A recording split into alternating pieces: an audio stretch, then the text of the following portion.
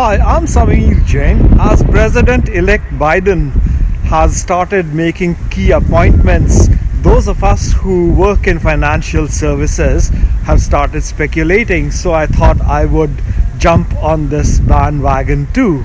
So one would expect a bunch of changes in key financial regulatory agencies. One would expect a rollback in regulation that was enacted in the Trump administration days.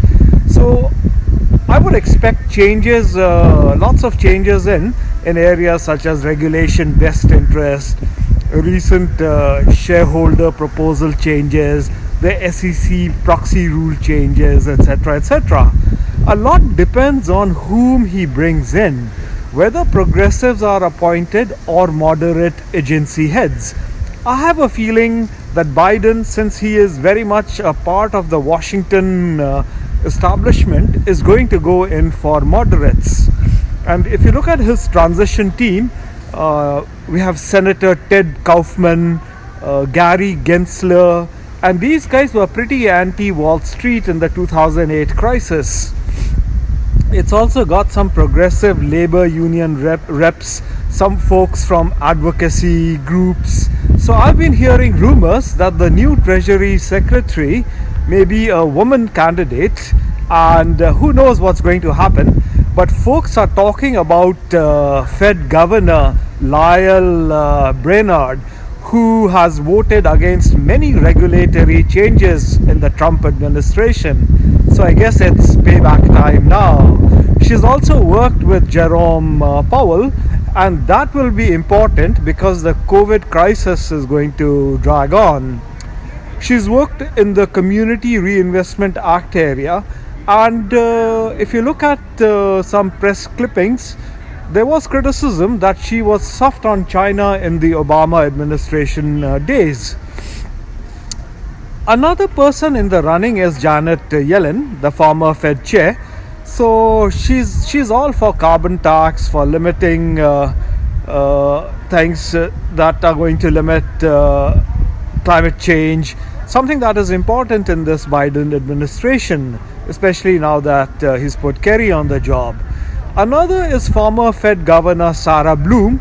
So she's been critical of the Fed's decision to include oil and gas companies and its corporate bond in the corporate bond purchase program. So once again, she is for climate.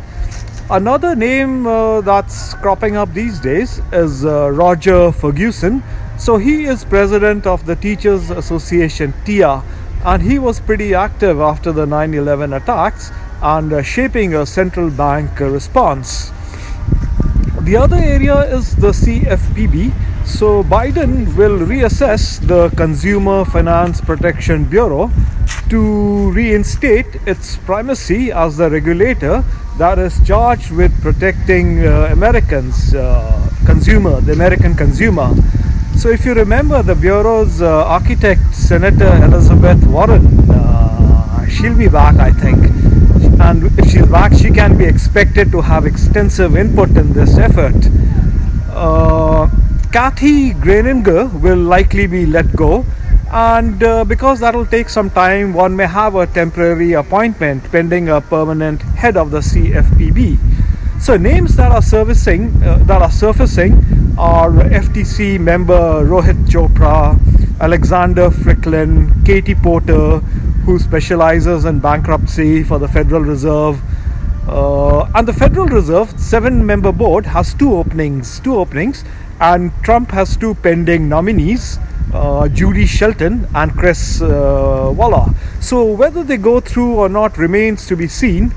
And if they indeed do go through, Biden would be quite unable to nominate someone else for the next year. Jerome Powell's term lasts until 2022, I think February 22. So we won't expect a change in the role of the Fed chairman.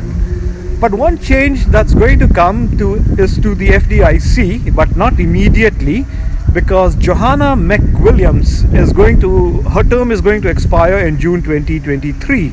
But what Biden might do is he may add members to the FDIC's board of directors.